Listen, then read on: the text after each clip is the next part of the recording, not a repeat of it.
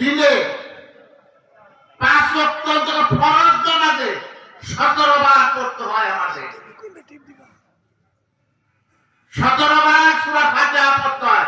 ফাতিহা না পড়লে নামাজ হবে না।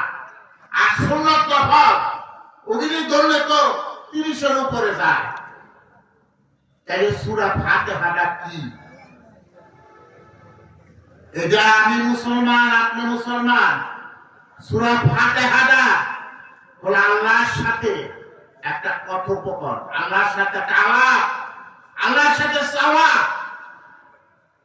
আলহামদুলিল্লাহ রাব্বিল আলামিন, প্রশংসা কার? যিনি সমগ্র বিশ্ব জগতের মালিক, তারই প্রশংসা। আর রহমানের রহিম, সে দয়ালু এবং দাতা, মালিক ইয়াউমিদ্দিন, সেই শেষ বিচারের মালিক। ইয়্যাকা না'বুদু ওয়া ইয়্যাকা নাস্তাঈন, আমরা তোমার ইবাদত করি এবং তোমার কাছে সাহায্য করি।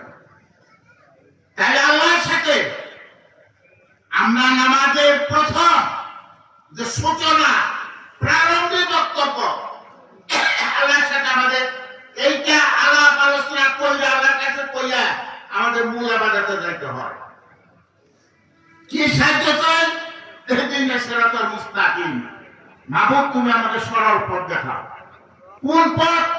সিরাতাল লাযিনা আন'আমতা আলাইহিম, যে পথে তোমার দয়া আছে, তোমার প্রিয় বান্দাদের পথ, সেই পথ দেখাও।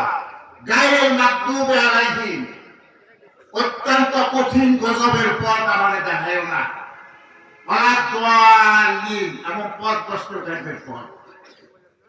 তাহলে এই যে আমরা নামাজের মধ্যে সমগ্র দিনে 5 দিনের একটা 5 ওয়াক্ত নামাজের মধ্যে, ফরজ নামাজের মধ্যে 17 বার আমরা এটা আল্লাহর কাছে প্রার্থনা করি। আল্লাহর কাছে প্রার্থনা করলাম, সহজ পথ চাইলাম, নেককার বান্দাদের পথ চাইলাম, ভগবানের পথ চাইলাম না, পথভ্রষ্টদের পথ চাইলাম না। কিন্তু আজকে আপনি নিজেকে নিজে জিজ্ঞাসা